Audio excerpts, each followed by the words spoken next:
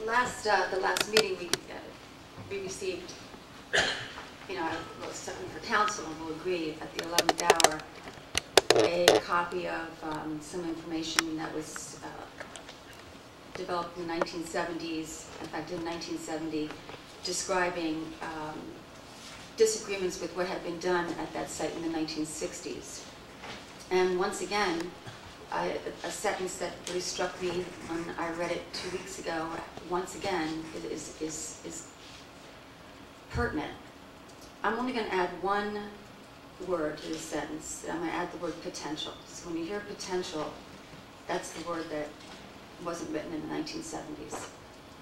While no one likes to be reminded of this potential travesty on historic preservation, dismissing the facts or trying to explain them away will only license further similar acts.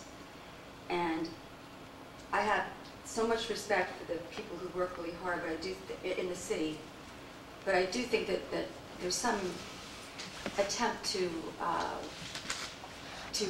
revise some aspects of the history of how this has all played out.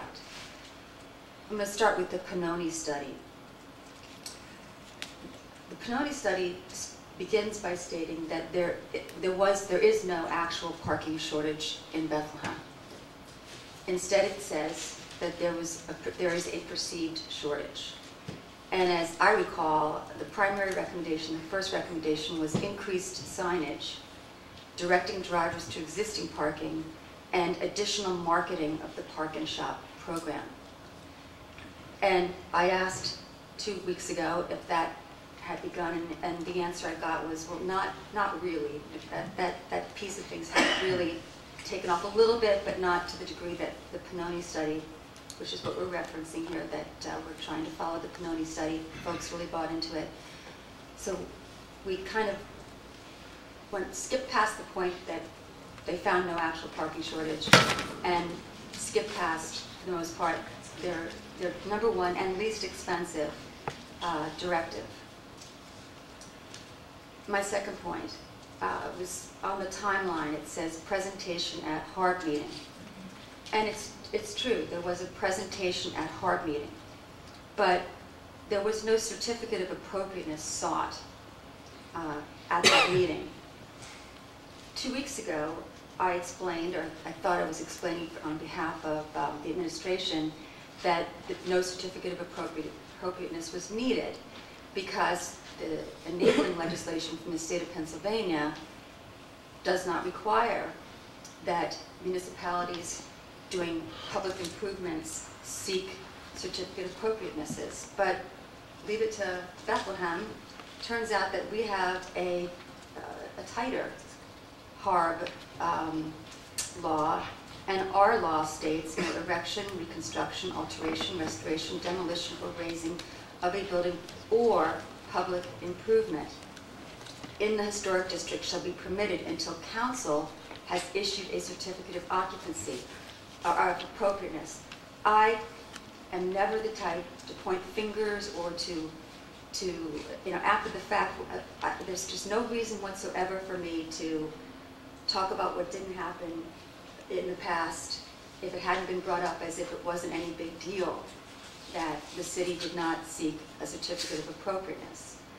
But there were people at the meeting, folks who work for the city, who were at the meeting 2 weeks ago, who heard me erroneously state that a certificate of appropriateness wasn't needed, and said nothing. And I find that troubling, because I think that the administration knows what's required. They've done this before. I spoke with Chris Usler only a few hours ago, and she told me that the city of Bethlehem has come before the HARB multiple times in recent years and requested certificate of appropriateness for issues such as sidewalk improvements. There's no building in a sidewalk improvement. Our laws are tighter. That they have come in front of the HARB for certificate of appropriateness for installation of benches. Again, much tighter than what is required by the state. So I think we need to remind ourselves so that we don't go forward again that a mistake was made. Everyone makes mistakes. And at this point, I feel no need to chastise anyone, but I don't want to pretend as if a mistake wasn't made. Mention was made that a great deal of concern is placed on the condition of the historic district, the nature of the historic district, and aesthetics. But I understand why this happened, but the project was done in-house, and it was done by our excellent engineers. But as my father, who was an architect, used to say, there's a reason why there are engineers and there are architects. And there's a reason why there are architects and there are landscape architects, because they're all different. And we don't have a lot of money. So I think one of the things that always struck me as incorrect or wrong or headed in the wrong direction right from the moment I saw the plans was that it clearly didn't seem to have been done by someone other than a highly skilled engineer. There was no landscape, and you couldn't see how those very sharp angles were going to be softened. Mr. Alco, even himself, looking at it in front of us, commented that, oh yes, it doesn't look really good right now because there's going to have to be landscaping. That's key. If you're talking about aesthetics, landscaping isn't just some extra thing. It's a key part of a project. And I don't know what historic experts were called in to work with our engineers, or if historic experts were called in, because I've never heard anything from the administration that we hired or requested help from anyone who does this sort of work for a living.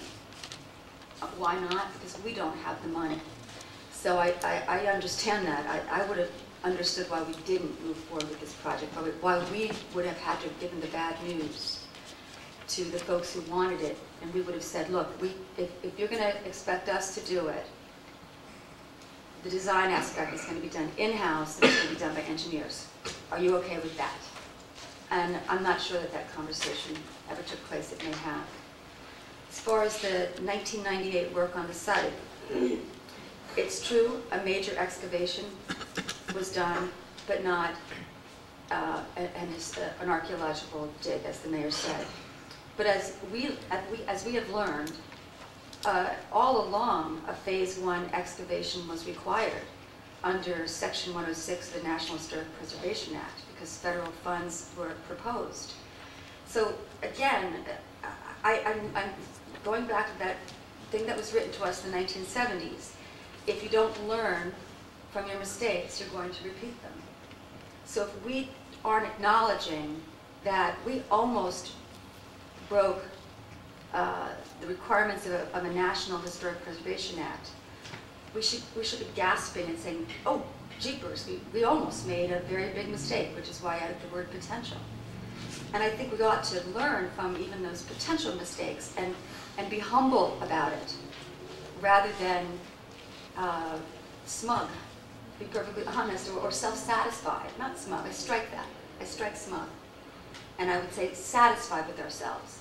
I don't feel satisfied with the process, even as it was outlined in the timeline. I'm not satisfied that we followed all the laws that we knew were out there, that we looked into other laws that might apply, that we were honest with those we were dealing with, the resources that we would be able to commit to this project, and